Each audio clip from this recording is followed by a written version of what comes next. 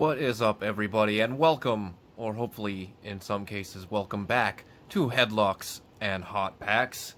Today on the show, we've already been doing some basketball, a little bit of wrestling.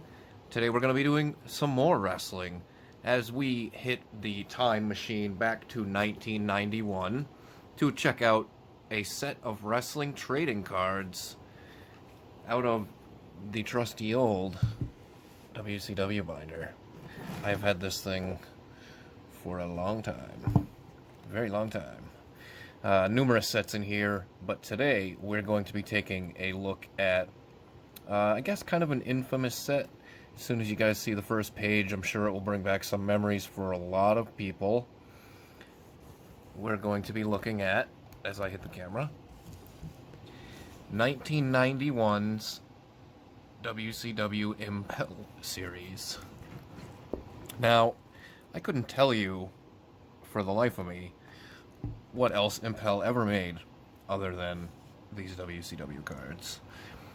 Now, of course, some of you might say, well, how come you don't have these in a box? This was an eBay purchase. I picked up the whole set. Actually, it was more than the whole set. It was really just a massive lot that had lots of doubles, triples, quadruples. So basically I took all the best out of there and put together one set. So don't have the box for these, but I do like to show them off in a binder like this just because, I don't know, sometimes you want to go back and just kind of take a look at them because, I don't know, it's fun. And it's much easier to do that when you put things in a binder as opposed to a box. Some of you might say, well, why don't you do that with your basketball cards? That's a bit of a different story, I think, because the value of those is much greater than these, in my opinion anyways. Beauty in the eye of the beholder, but I'm sure this yellow border here, and kind of the red, I guess, not like polka dots, I don't even know what you would call that. Very, very 90s. And of course, the first thing that you'll notice about this set is that you have multiple cards of all the same guy. So the whole first page, these are in numerical order by the way, is all Sting, which is cool with me because I'm a Sting fan, lifelong Sting fan. I would say he's probably my favorite of all time. Yeah, he's definitely my favorite of all time. So yeah, that's fine, but in terms of, I guess, just making the set diverse, that doesn't really help because the whole set is like that. So there you can see more Sting, and I'll show you the backs here. I'm sure some of you remember this, but just look. They're all the same, except for, you'll get some, like, different things here, you know, aka the Stinger. And then this over here, you got the weight, where you don't have the weight here, hold. There's also some other interesting things, such as motto, we're having fun now. Okay. Motto, no pain, no gain. I don't know about anybody else, but I don't really recall Sting never saying those things. Maybe he did in a promo once or something, but they definitely were not a catchphrase. That's for sure. Although they don't label it as a catchphrase, so maybe that's where they get away with it. So after Sting, you have the total package Lex Luger here. Now, of course, this is 1991 when these cards came out. So having Luger in here, he is on his way to the WWF in late 1991. So I'm not sure exactly when they decided on who was going to go in this set. But you got, of course, more Luger there. And then we start to see Sid Vicious in his singlet. So it looks like the photos are from 1990, obviously, because I believe that was last times that Sid wore the singlet. But again, another guy who will be heading to the WWF in 1991.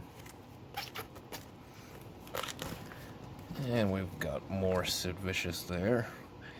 And then the start of the Nature Boy Ric Flair. Yet again, another guy who will be going to the WWF in 1991. So, yeah, very interesting.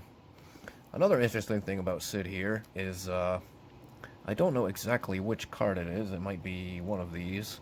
But for anyone that's familiar with trading card database, or tradingcarddb.com, I use that to kind of keep track of just some things that I have. It's really good for like keeping track of your collection on there.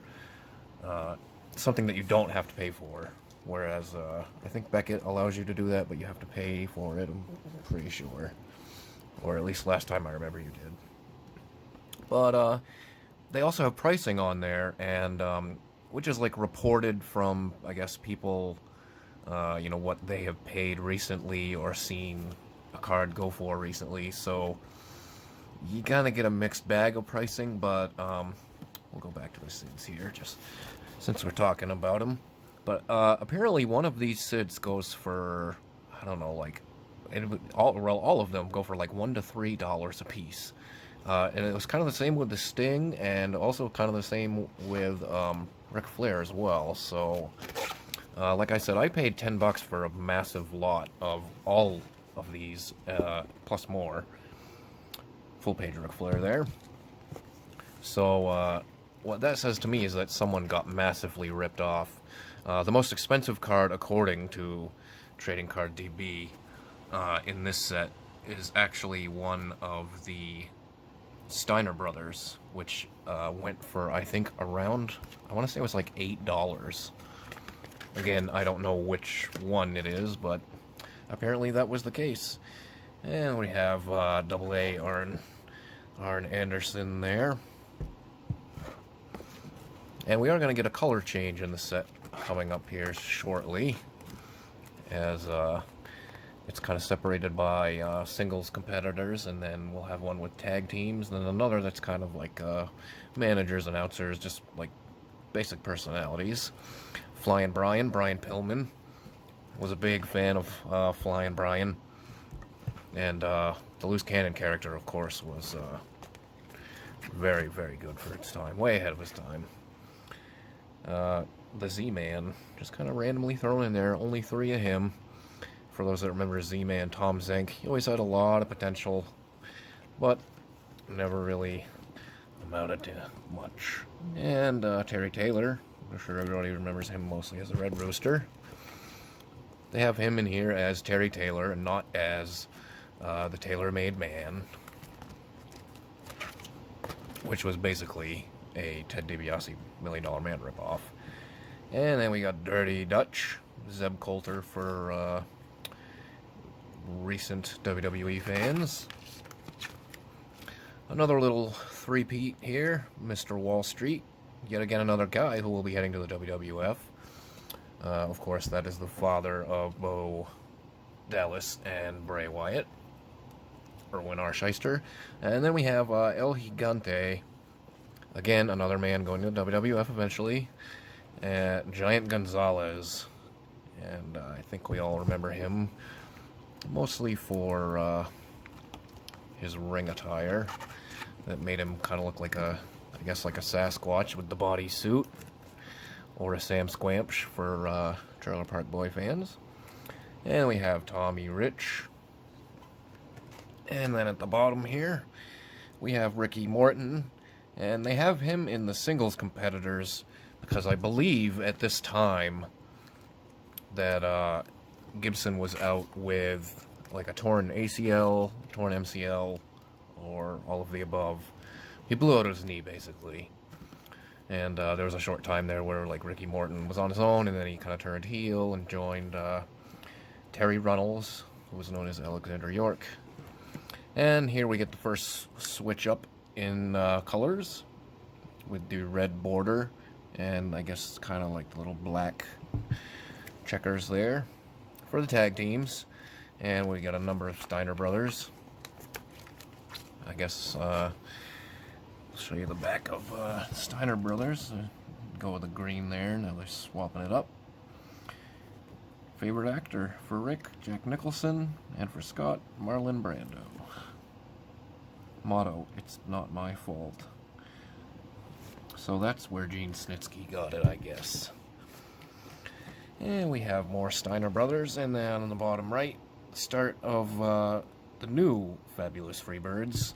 This is not Terry Bam Bam Gordy, Buddy Robertson, Michael Hayes, but this is Michael Hayes and Jimmy Jam Garvin. To me, the Freebirds will always be Gordy, Hayes, and Roberts.